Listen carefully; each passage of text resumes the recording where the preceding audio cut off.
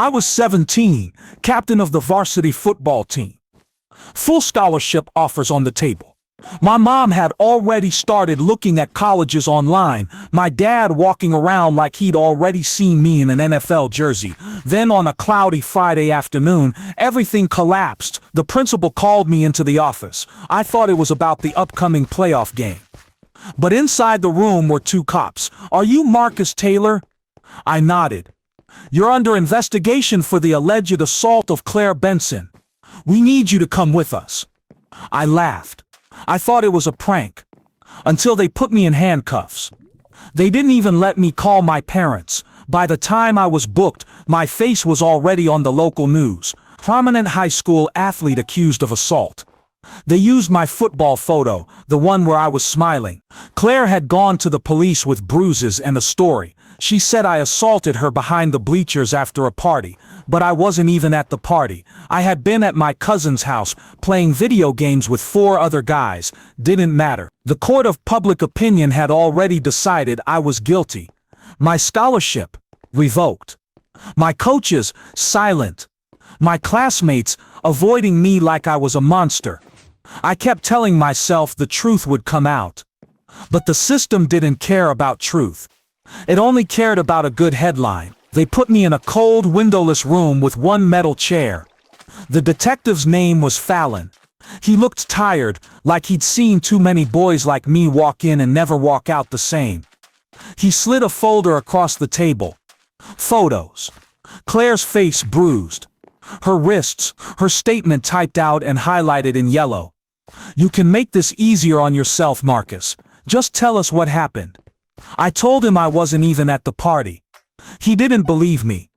You know what we see more than anything? Good kids who make one bad choice and then lie about it. I was sweating, shaking. I knew my alibi was solid. 4 people saw me that night. My cousin had even Snapchatted me on the couch. But when you're sitting in that chair, your words don't sound real anymore. They sound like excuses. My parents were devastated. My mom cried every night. My dad went silent. Like something inside him just shut off. He said, "We raised you better than this, Marcus." I kept telling them I didn't do it. But even they started to doubt me. Claire's family went to the media. She gave interviews. Talked about how scared she was. How I smiled after ruining her life.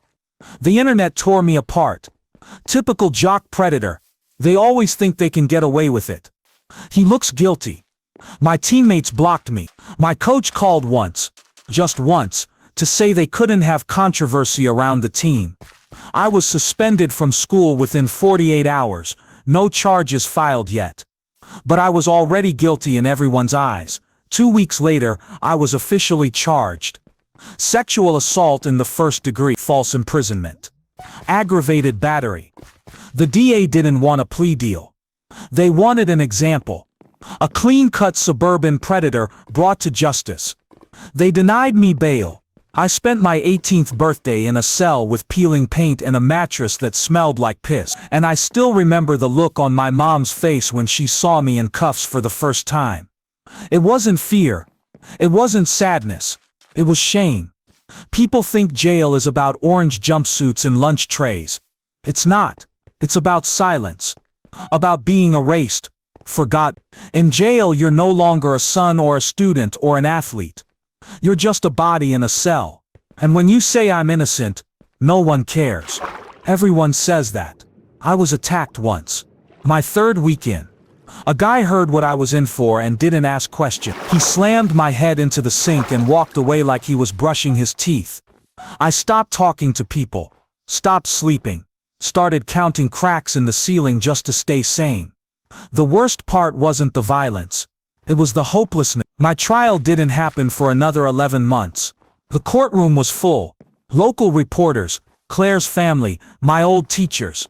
She walked in with her lawyer, wearing a soft pink dress, and she cried on the stand. Said I forced her. Said she was scared to speak out because I was popular and powerful. My lawyer tried everything. The alibi. The Snapchat logs, witness statements. But the prosecution had emotion, tears, a narrative. The jury deliberated for 3 hours. Then the verdict came. Guilty. My mom collapsed in her seat. And I couldn't even feel anything. I was numb. Just gone. They gave me 12 years. I was 18. That meant I'd be 30 when I got out. No football. No college. No future. Just a number. They sent me to a medium security facility upstate. Most guys were older. They called me rookie. Some laughed. Some looked at me like prey. I stopped trying to prove I was innocent. Because no one cared. I spent 6 birthdays there. Missed my sister's wedding. My grandpa died, and I wasn't allowed to attend the funeral. I aged faster in there. My heart hardened. My soul dimmed. But then, one day, everything changed. It was a Tuesday. Cold. Quiet. A guard dropped a letter on my bunk. No return address. Inside was a single sheet of paper. I lied. You didn't do it. I was scared. I didn't want my dad to find out I snuck out that night. I'm sorry, Claire. My hands were shaking. I read it over and over again. Was this real? Was it a trap? I took it to the prison counselor, who notified my lawyer. Within a week, Claire was subpoenaed for a statement. She confirmed it. On record. He never touched me. I made it up. I should have felt relieved. But all I felt was rage. 6 years. For a lie. Getting the truth out didn't mean immediate release. The system doesn't like admitting it was wrong. The DA refused to file a motion to vacate. They claimed Claire's confession was coerced, even though it was written freely and confirmed in court. We filed a post-conviction relief motion. The judge delayed the hearing 3 times. Meanwhile, I stayed in prison. I waited in a cage for the truth to matter. The media didn't even pick it up at first. No one wanted the headline. Innocent man spent 6 years in prison while real victim lied. It didn't fit their narrative. 6 months after the confession, a local journalist picked up the story. A guy named Ray. He visited me in prison. I've read your case files. I believe you. Let's tell your story. He released a podcast called Convicted by a Lie. It went viral overnight. The internet turned. People were outraged. Claire released a video saying I was young. I was scared. I didn't realize how serious it would become. I'm sorry. But it was too late. Her apology didn't give me back my youth, my freedom, my life. After 2,314 days in prison, I stood before a judge again. My lawyer played the podcast audio, read Claire's letter, showed the timeline, and laid bare the mountain of lies that sent me away. Claire didn't attend. Her lawyer said it was for her mental health. The judge was quiet. Then he said the words I'll never forget. This court finds the conviction of Marcus Taylor unjust. The charges are vacated. The defendant is free to go. Free. But I didn't cheer. Didn't cry. I just stood there, like a ghost wearing my own skin. I walked out of prison, into a world I no longer recognized. Freedom didn't feel like I thought it would. I had no friends, no home, no job, no degree. 6 years had passed, but the world didn't wait for me. Phones were different. Apps I'd never seen. My sister had 2 kids I'd never met. My parents had divorced. The stress tore them apart. My dad never came to visit. My mom hugged me like she was scared I'd disappear again. People stared at me in public. Some recognized me. Whispered. Pointed. Is that him? That's the one who got falsely accused. I always knew something didn't add up. But none of them had spoken up back then. The state offered me a settlement. $312,000. That's what 6 years of my life was worth to them. I declined. I filed a civil suit for damages and defamation.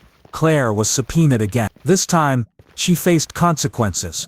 She broke down in court, told the truth, said her dad was strict, that she made up the story because she didn't want to get caught sneaking out, that she didn't understand how far it would go until it was too late. The court awarded me $2.5 million in damages.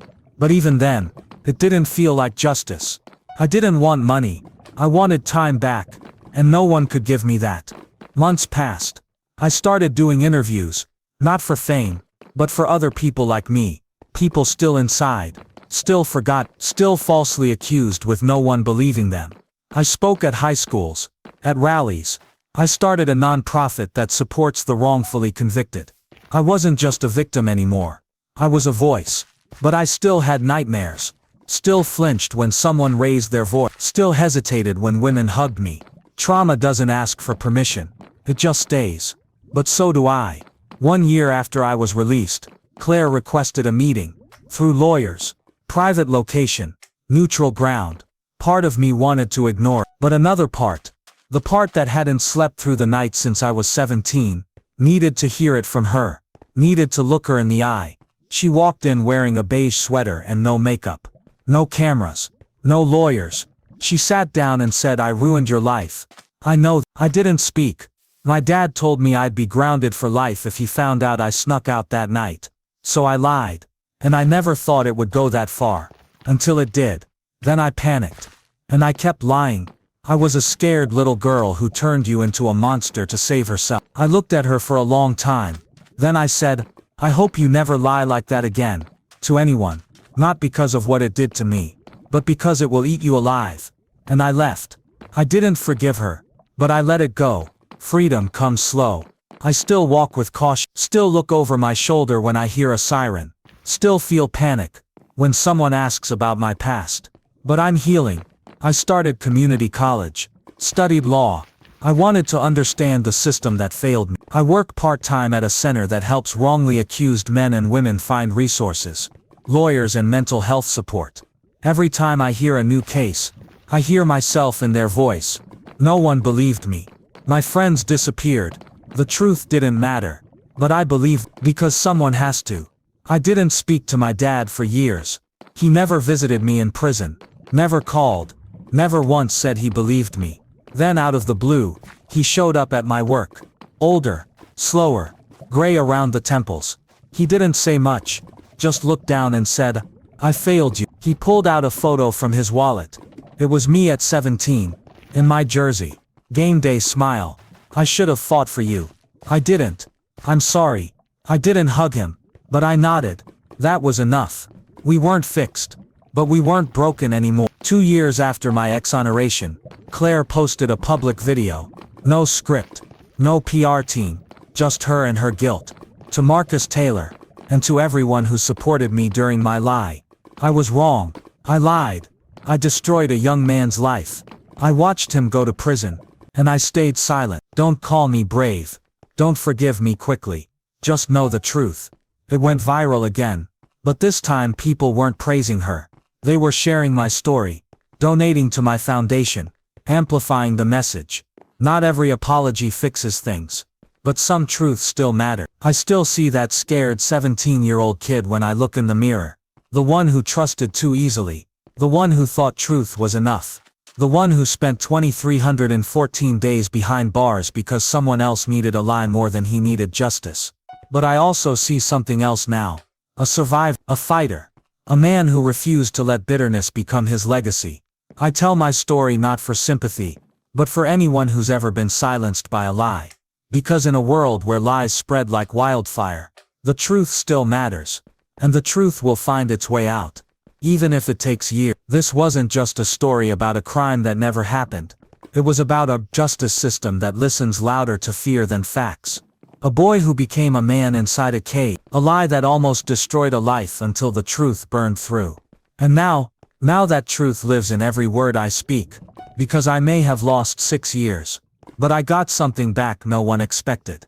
My voice.